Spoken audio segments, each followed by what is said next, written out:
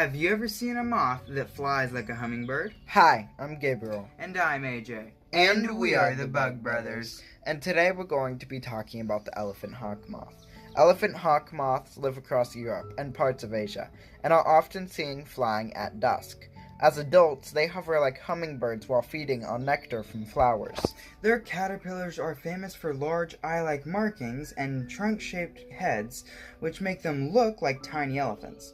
This display helps scare predators off when the caterpillar feels threatened. Unique, colorful, and full of clever tricks, the elephant hawk moth is one of the most impressive moths around.